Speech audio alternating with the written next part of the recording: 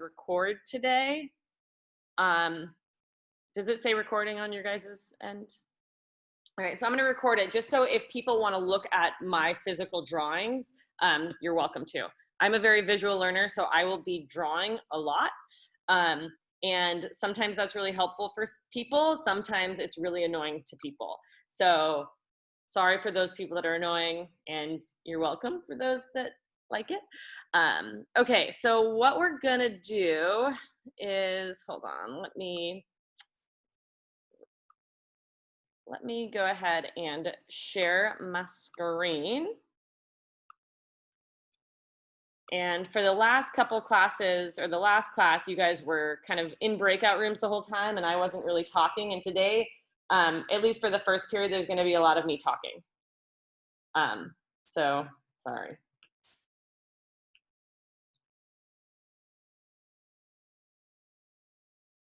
Sweet stapler. Okay. How do I get back? All right. And the other thing that I'm gonna do is, because I want to hear people's voices, so it's not just me talking, I'm gonna call on people. But don't let that stress you out. We're gonna be a class that like talks to one another, even though we're in Zoom. So if you don't know something, don't stress. No one cares. No one's judging, including myself. So just be like, I don't know, and then we'll just move on. So don't worry about it, all right? So the first thing that we're gonna talk about is why are cells so itty bitty, all right? So we're gonna start with, I guess, what is the I'm gonna call it, it's not the golden ratio, but the ratio that's so important. And we'll start with Nico. Do you know the ratio that is really important when we're talking about cell size? Like the volume has to be, it's like n cubed to 2 cubed for volume to surface area. Yeah, so it's surface area to volume. Yeah, surface area to volume is the most important ratio when we're dealing with cell size. And the reason that this is, Julian, do you have any idea on why we care about that ratio? Like, what do cells need to do?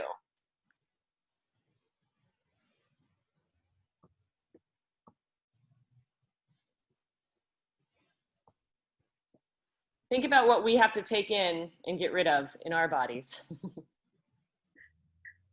Oxygen. So it's not necessarily oxygen. Some cells do need oxygen, but the reason that this ratio is so important is that cells need efficient exchange of nutrients and waste. Oh, whoa, that was weird. And waste, right? So if I think of a cell, well, actually, I'm gonna do a square. If I think of a cell that is this big versus a cell that is this big, the way I always think about it is if we had something that these cells needed to take in from the environment, it wouldn't take very long for that thing to get into the center of that cell. However, if this cell was taking in that same size thing, it would take forever to get to the center of that cell, right? And the same happens with waste. To get something out of a cell, it would just take way too long to get something out. However, in a small cell, it wouldn't take very long. So this ratio, surface area to volume, is critical when we're talking about why cells are so itty bitty, right? It's the surface area to volume. And Logan, do you know for good exchange, do we want that ratio to be big or small? You want to be big. We want that ratio to be large, all right? So small cells have a large surface area to volume ratio, whereas large cells have a small surface area to volume ratio. Great. Okay. Next topic, cell theory. Abby, give me one of the cell theory statements. All living organisms are one or more cells. or composed of? All organisms, one or more cells. So all living organisms are composed of one or more cells. Great. Kate, do you have another one?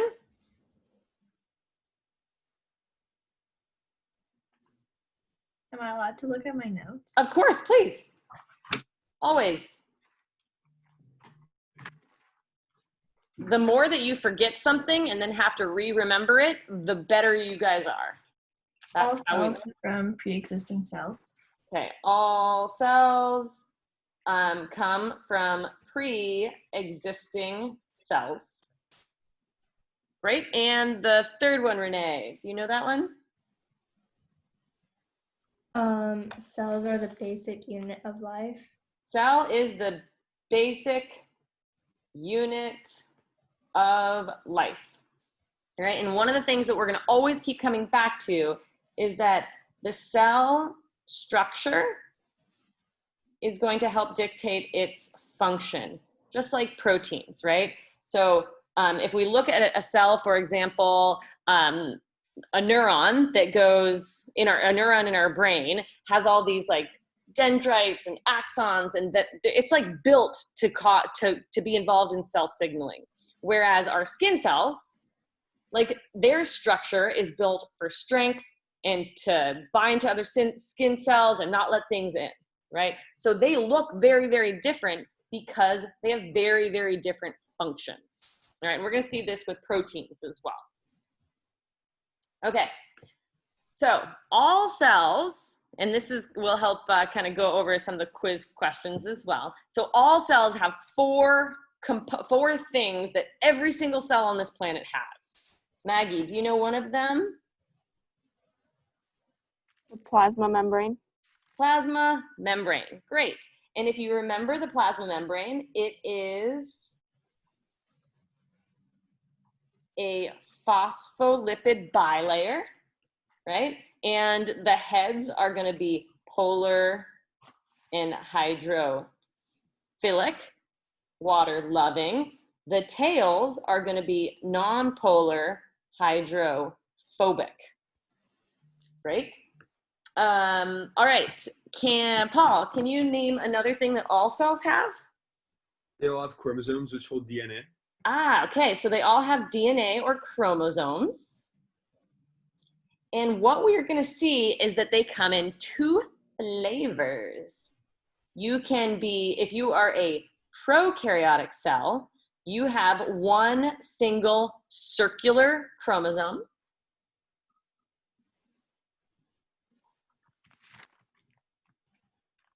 And if you are a eukaryotic cell, you have several, I'm going to just put more than one linear chromosome.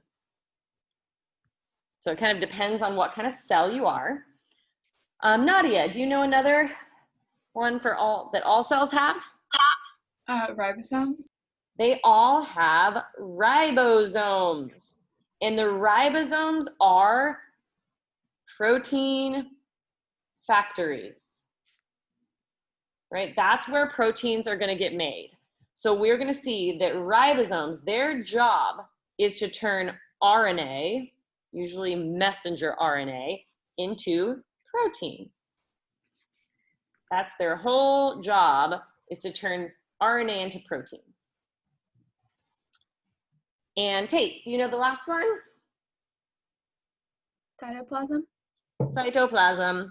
That's just the aqueous environment inside. And when you actually look at the cytoplasm and you measure its viscosity, it's more like a jelly than water, right? It's a lot more viscous than normal water. Okay, great. So, by the way, please stop me if you have questions. If anybody has questions or clarification, please let me know. Otherwise, I'm just gonna cruise along. Yeah, I actually have a question. Yep. So about the ribosomes, Yep.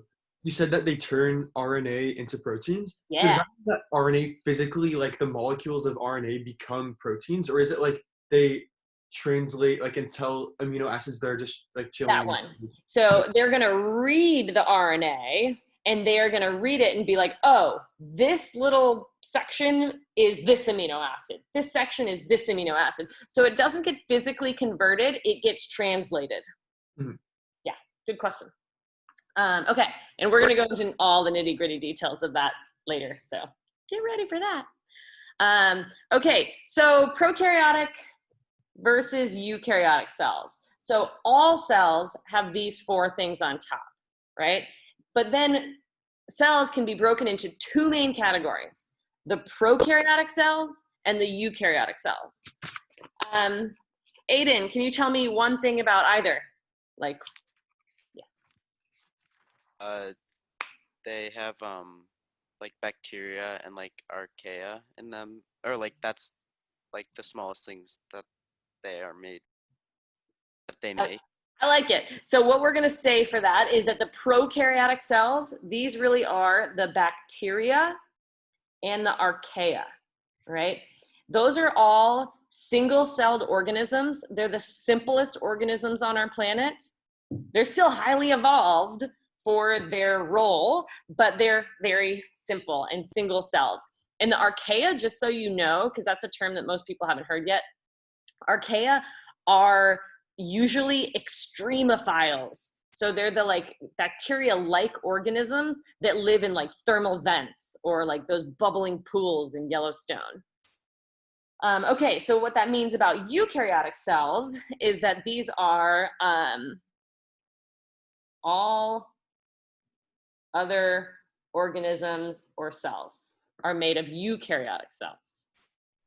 So the prokaryotic cells are bacteria and archaea. Everything else is a eukaryotic cell. Daniel, can you tell me anything else about either prokaryote or eukaryote? Eukaryote has a nucleus. Great. So eukaryotic cells have a nucleus. Anybody know what prokaryotics have instead? Nucleoids. They have a nucleoid region. So when we think of prokaryotic cells, what that really means is before the nucleus. And eukaryotic means true nucleus. All right. Elias, anything else about prokaryotes or eukaryotes? In prokaryotic, the cytosol has no membrane-bound organelles. So no membrane bound organelles. Great. That's maybe the most important differentiation. And the eukaryotic cells have, yes, membrane bound organelles. And in my other class, people were confused, like, what does that mean, membrane bound organelles? And what I mean by that is that they have organelles inside of them that are surrounded by a phospholipid bilayer. All right, so coming back up here to this phospholipid bilayer that we drew on top, there are some organelles, such as the mitochondria, the ER, Golgi, etc., that actually are composed of a phospholipid bilayer inside of the giant cell membrane phospholipid bilayer. Great. What about size? Does anybody remember the size of a prokaryotic cell, the range?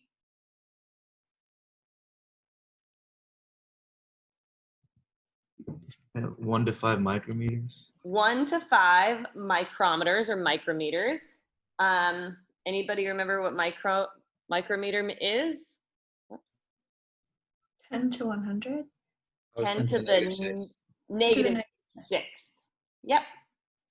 10 to the negative 6. So the larger eukaryotic cells are usually, I don't know, what did I say? 10 to 100 micrometers.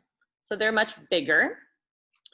Let's see what else I have. Oh, let's talk about the DNA. So the DNA in prokaryotic cells is a single circular chromosome, where the DNA in eukaryotic cells is many linear, more than one linear chromosomes, one circle chromosome. And the last thing that I have that is the most kind of important is that prokaryotic cells are very simple, and the eukaryotic cells are much more complex, right? So I forgot who mentioned this one here about the membrane-bound organelles. Can anybody just name some membrane-bound organelles that are in eukaryotic cells that are not in prokaryotic cells? The nucleus. Nucleus, what was the other one? I said vacuole. A vacuole, great. What else? The Golgi. Golgi, keep it coming. Mitochondria. Mitos, The ER. ER, Lysosome. lysosomes. And I think that's kind of all that I had written down. Great. Okay. Moving on. So the way I like to kind of organize these is that all cells have those four things. They have plasma membrane, cytoplasm, DNA. What's the fourth one? Ribosomes. Ribosomes, great. And then the prokaryotic cells are very simple. The eukaryotic cells are very complex. Once we get into the eukaryotic cells, that can be further broken down into either plant cells or animal cells, right? But all eukaryotic cells have some things in common, right? Nico, can you name anything that all eukaryotic cells have? Mitochondria. Great, so they all have mitos. Julian, can you name another? The nucleus. Great, the nucleus. Logan, got any more? Golgi. Golgi, awesome. Abby, any more? I'm not sure. No problem. I'm gonna put ER down. And they all have some sort of vacuole. All right, now plants. All right, let's see. Kate, can you name anything that only plant cells have? Chloroplast. Yes, so plant cells only have chloroplasts. And chloroplasts are going to be the cool little organelles that are going to convert light and carbon dioxide into glucose. Great. Renee, anything else that only plant cells have? Cell walls. Cell wall.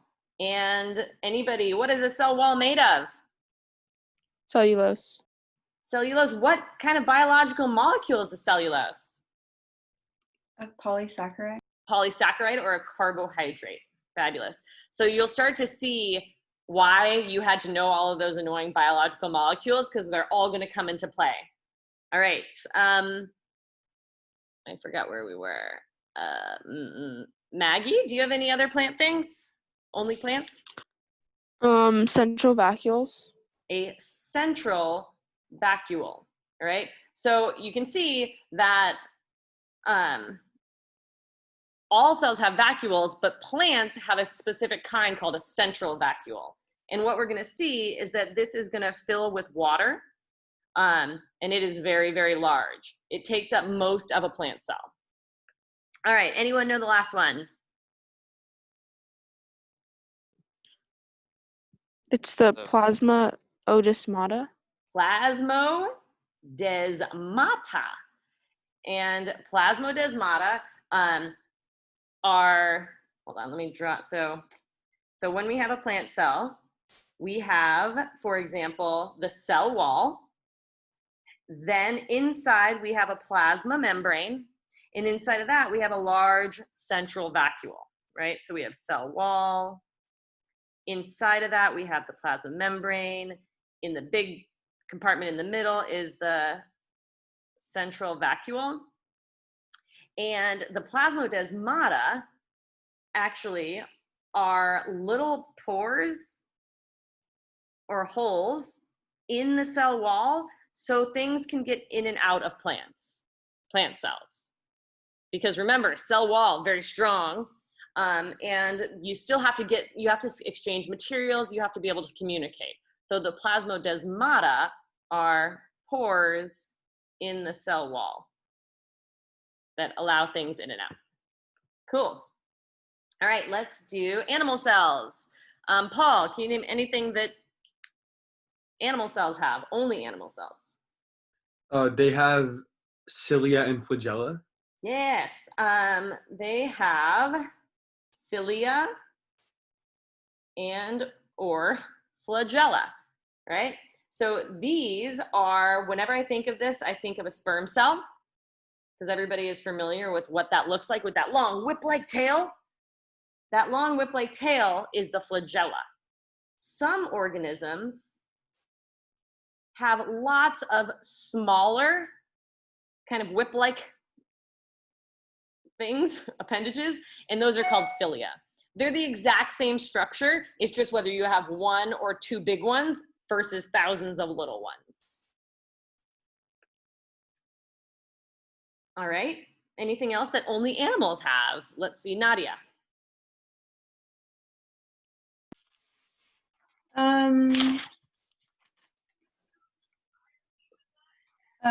Lysosomes.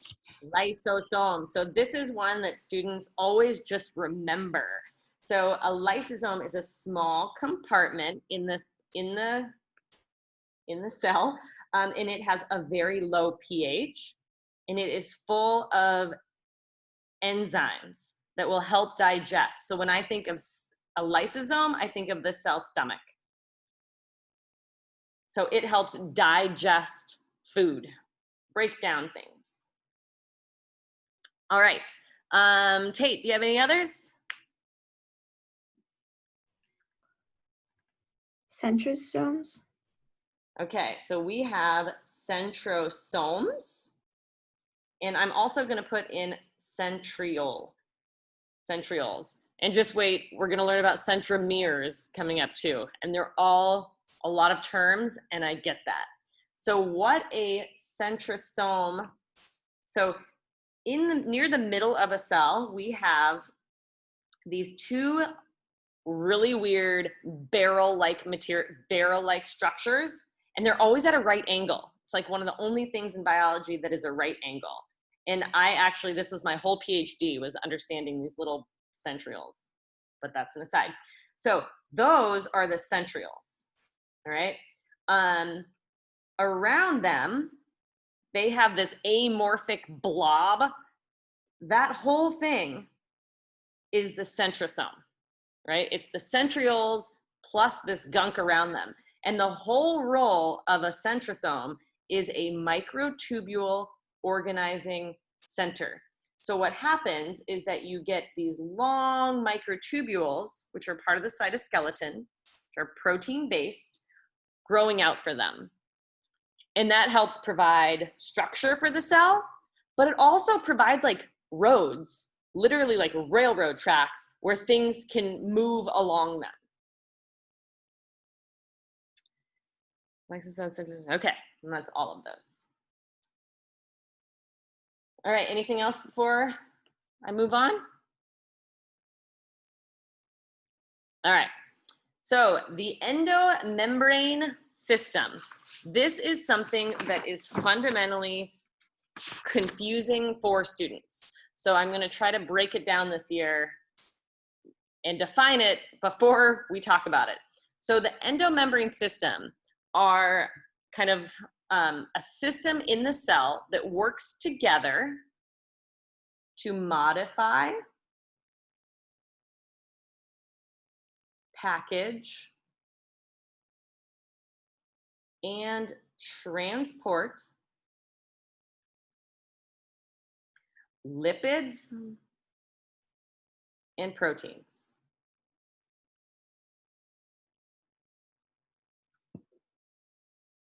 Right? When we think of the endomembrane system, there are 7 components of it, right? Can anybody name, well, actually, I'm just gonna go ahead and name them. All right, so it starts with the nuclear envelope.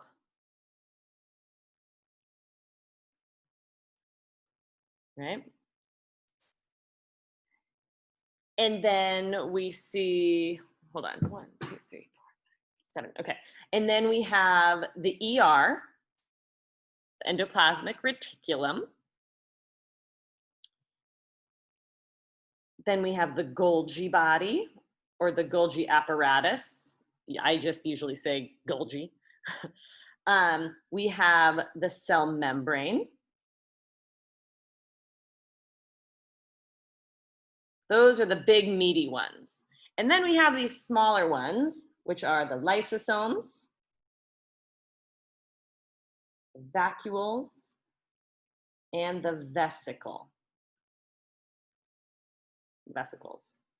right? So I realized last year we went through the whole year, and then in the 4th quarter, one of my students was like, what is a vesicle? And I was like, teacher, fail. Like, I can't believe that you've gone that far with not knowing what a vesicle is.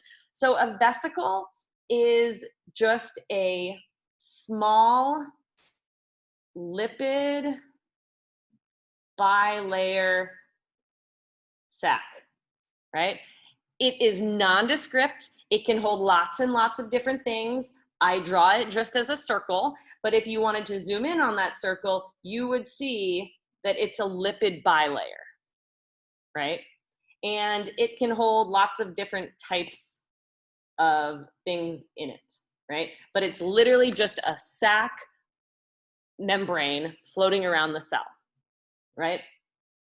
A vacuole, on the other hand, is more specific, right? And so the 3 kinds of vacuoles that we talked about in the screencast are the central vacuole in plants, the contractile vacuole in like paramecium, remind me to show you a movie of that, and then a food vacuole in animal cells.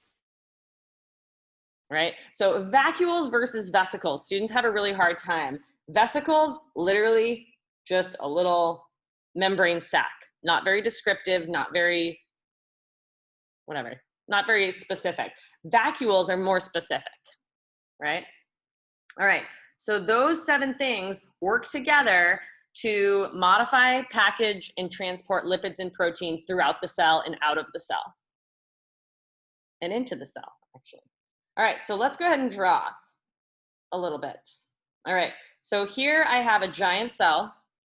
I'm going to, so here is our nucleus, and then just kind of, that's a big, long kind of cell, all right? And we're gonna draw out the endomembrane system and talk about some of the other components. So when we talk about the nucleus, what is in the nucleus and never leaves? DNA. DNA, great. All right, what does DNA, when we make a copy of DNA, what is that called? RNA.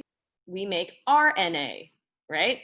The RNA, I'm just gonna draw it as a little squiggle here. That RNA actually has the ability to leave the nucleus.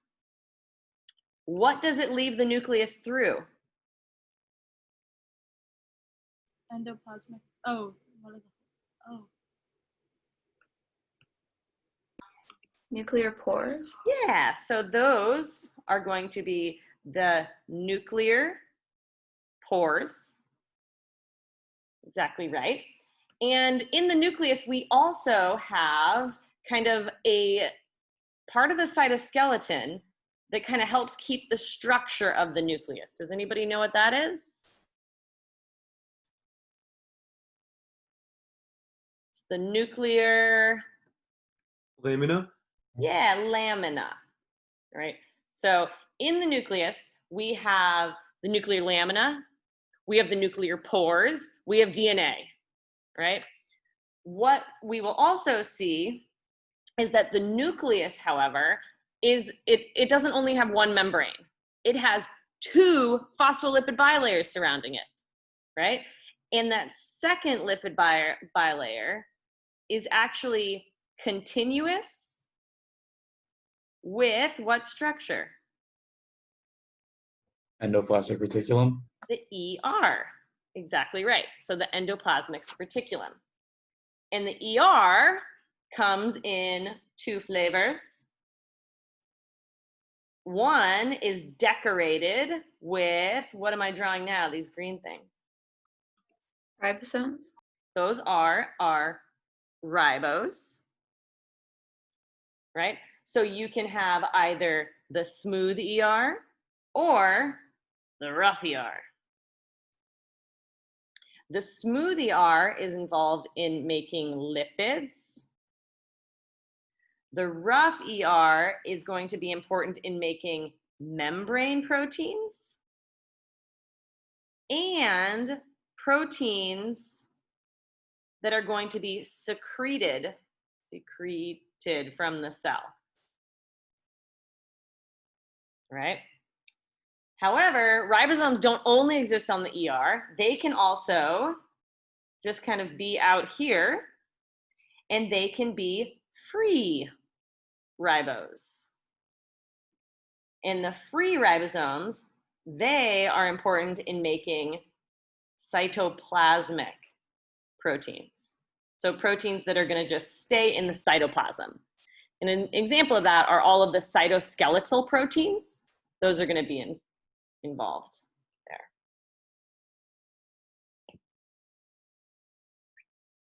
All right. Okay, so let's keep going here. So we have our nucleus, we have our ER, we have ribosomes.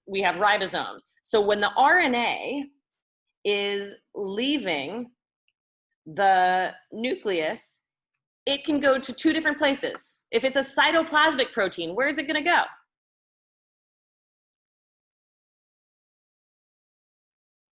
Let me The rephrase. cytoplasm.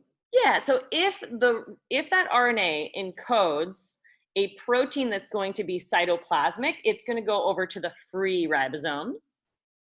If that RNA is going to encode a protein, a membrane protein, or a protein that's going to be secreted, it's going to go to the rough ER, right? Could you say that again? Sorry.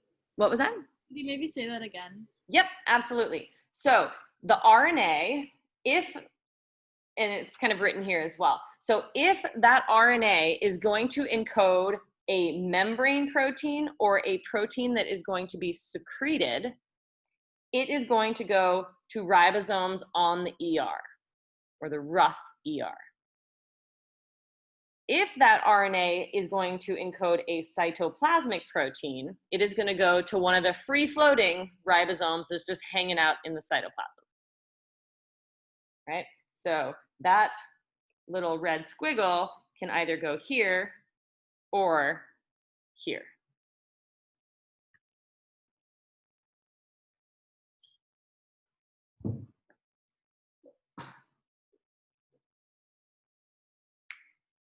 Okay. So the next thing we're going to do is that we're going to see that when this RNA, and I'll turn my protein blue now. So when the RNA becomes or turns into, or let me rephrase, when that RNA gets read and translated into a protein, let's see, I'm going to call. Actually, I'm going to redo that. I'm going to have the protein.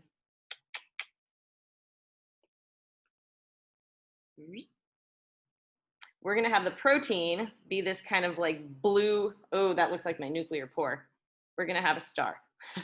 All right. So we have a protein that has now been made from that mRNA. It's been folded nicely into its little tertiary star structure. And it is going to go and bud off of the ER. All right. And when it buds off the ER, it is going to make a vesicle, which is just a little membrane sac,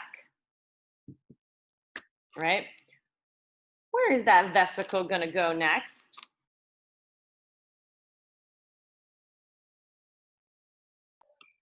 The Golgi? Yeah. So that was a bad Golgi. So here's it's just a big membrane situation. This is going to be the Golgi apparatus, Golgi body, Golgi, all right?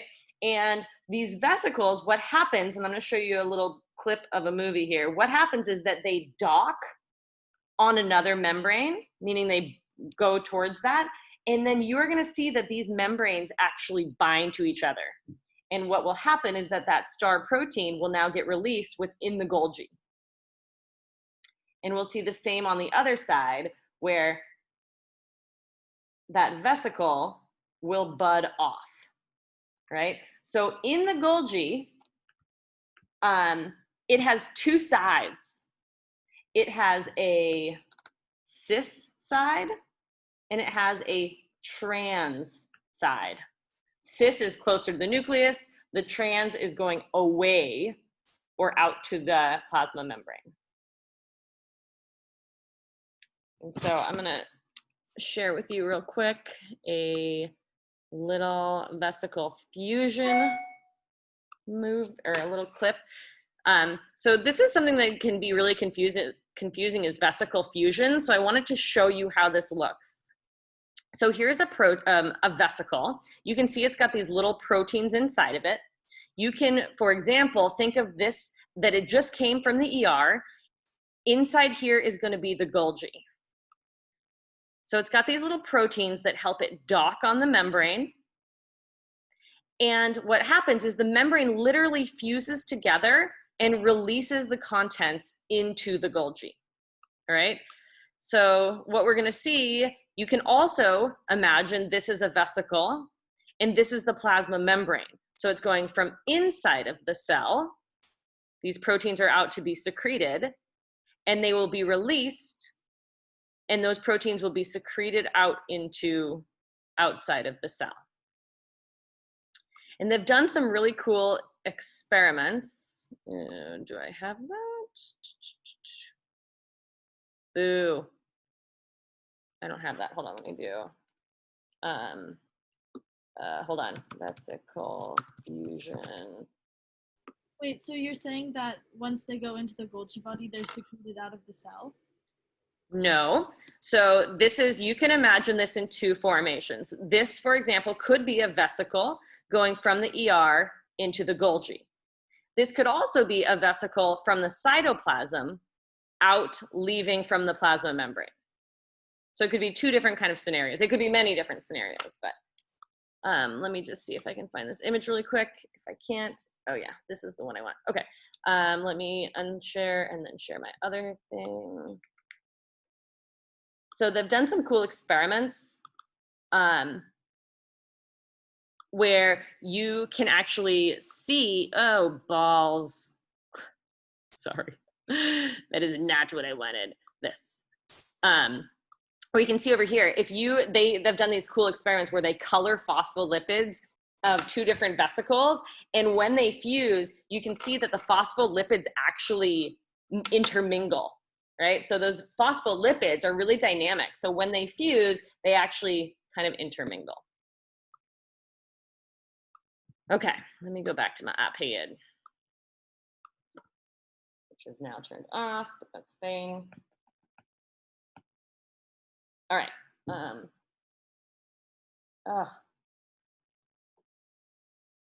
Yeah, man.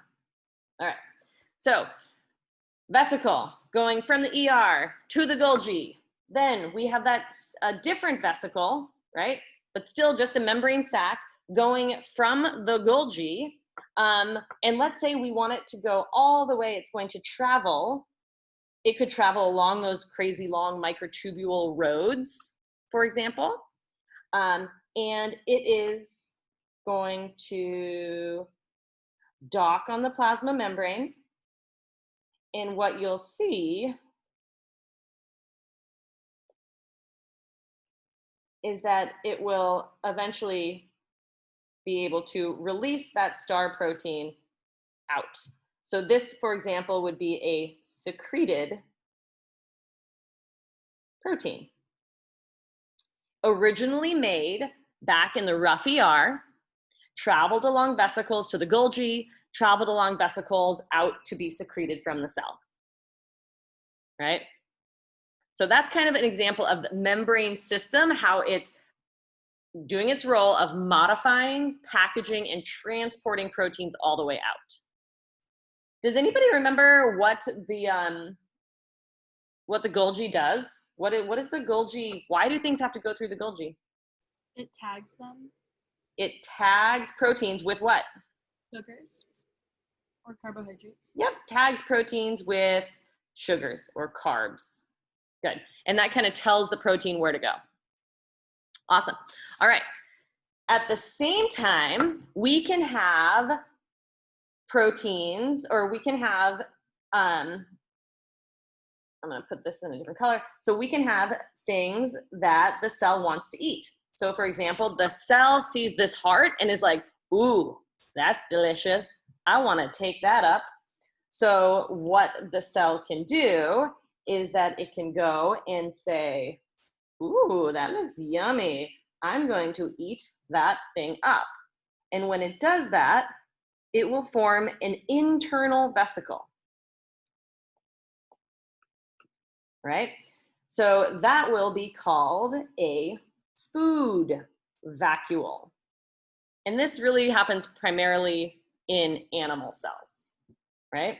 So when you take something into a cell, it's called endocytosis.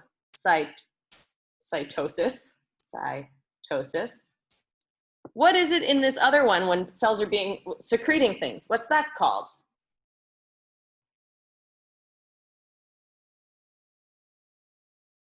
You have endocytosis, bringing things in. Exocytosis. And exocytosis, bringing things out.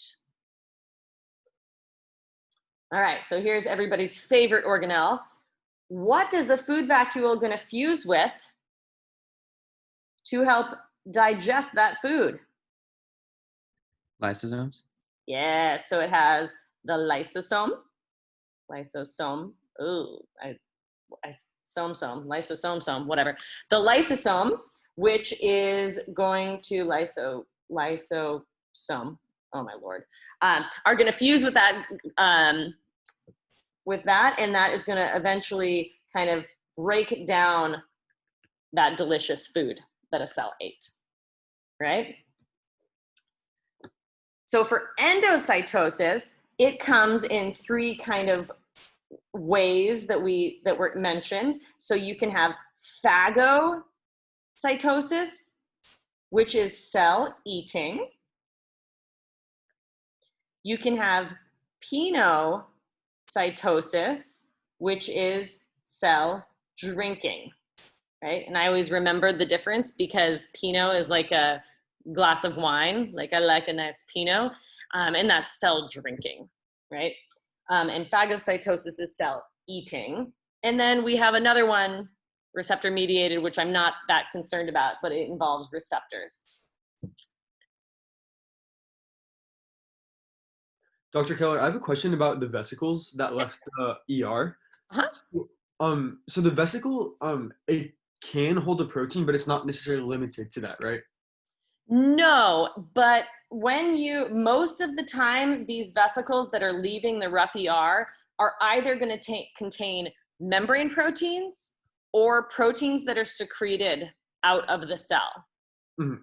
So most of the time, the vesicles leaving the ER are going to contain those two types of things. Okay. But I'm sure that's not always, but most of the time. Yeah. And then when vesicles leave the ER, is it like it takes some of those phospholipids from the ER to make its own membrane?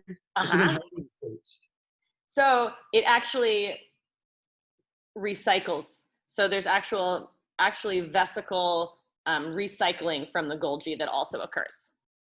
Okay. Yeah. So That's a good question. Yeah, you're right, because if they kept budding away, that membrane would like literally go away, right? And so if you look on the outside of the cell, the membrane is super dynamic. We're constantly bringing more lipid bilayer out, and we're also constantly removing lipid bilayers when we do endocytosis, right? We're removing and replacing all of the time. So that lipid bilayer, the whole endomembrane system is actually very, very dynamic. Things are constantly changing. All right, so a couple other things in the cell. What else do animal cells have?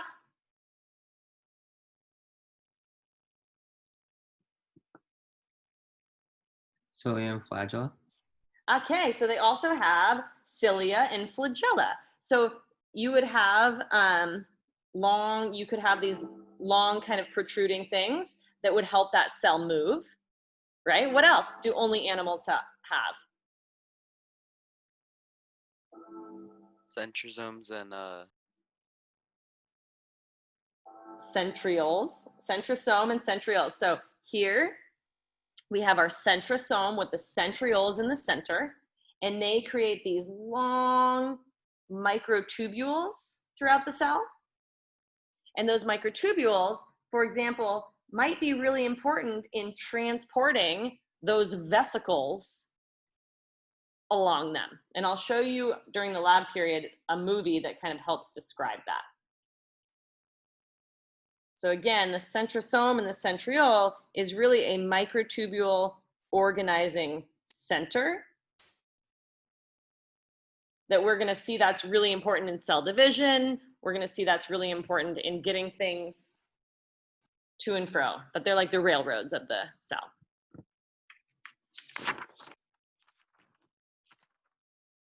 All right, so what else is in a cell? Peroxisomes. Oh, yes. mitochondria. Yes. So, okay, so we have peroxisomes. Guess what? That's my least favorite organelle. I think they're really freaking boring. Anyway, yes, we have peroxisomes. I had a friend that studied peroxisomes for like 8 years in her PhD. Ooh, my phone's ringing. And I just can't, I was like, oh, poor girl. Poor Susan, studied those forever. Oh my God, am I on the phone? Hold on. No, I'm good. My face just got really big on the screen. Okay, and then I heard mitochondria. What is the other, when you think mitochondria, what's similar to them in plant cells? Chloroplasts. Chloroplasts, great. What else? What is the equivalent to, we have bones. What do cells have? Exoskeleton. Cytoskeleton. Cytoskeleton, right? And the cytoskeleton has 3 main components. The microtubules, which were discovered first, and they're big hollow tubes.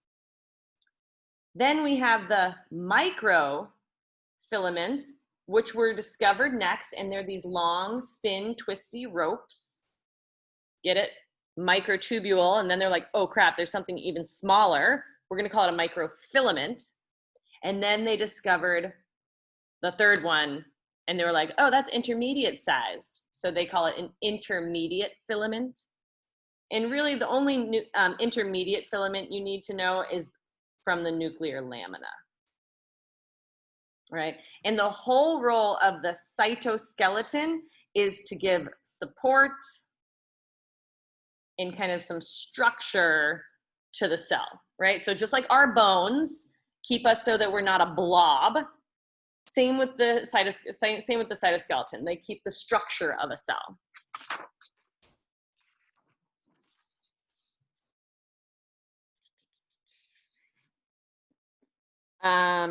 The other word for microfilament, I apologize if I use this, is called actin, right? Turns out that 2 people discovered these near the same time. One person called them actin, one person called them microfilaments. So I learned actin, but other people call them microfilaments. They're the same thing. All right, what's on the outside of the cell? These are all internal. Extracellular components. So we have extracellular, so things on the outside, right? And the three things that we mentioned are the extracellular matrix, which is just a network of proteins and carbohydrates on the outside. We have the cell wall. Again, that's secreted out of the cell. And then we have cellular junctions, or ways that cells can communicate with each other or kind of adhere to one another, right? So like on our skin cells, it's not like you can push through and get all the way on the inside, right? It's because those cells are tightly adhered to one another through these junctions. All right, so I will let you go. When we come back, we're gonna watch a little movie about the endosymbiont theory and talk about the endosymbiont theory. We're also gonna watch a little movie about a really cool movie made by Harvard, which we'll talk about in a little bit, called The Inner Life of a Cell. And we'll draw out the endosymbiont theory, and we'll answer any other of your questions. Sounds good? Yeah. All right, Thank please you. go outside. Even if it's just for like 2 seconds, go outside, stretch, go look at the creepy ass sun. It's really weird today. And I'll see you in a little bit. Thank you. Thank you. Bye, everybody. Dr. Keller? Yeah. Are you going to share the recording with us? If you want me to, absolutely. Okay, yeah. During that time where you were explaining something, I was like, I'm just gonna pay attention. Totally. That's why I decided to record it. I didn't for my first class, and I did for this one. Yeah. Okay. All right. Bye.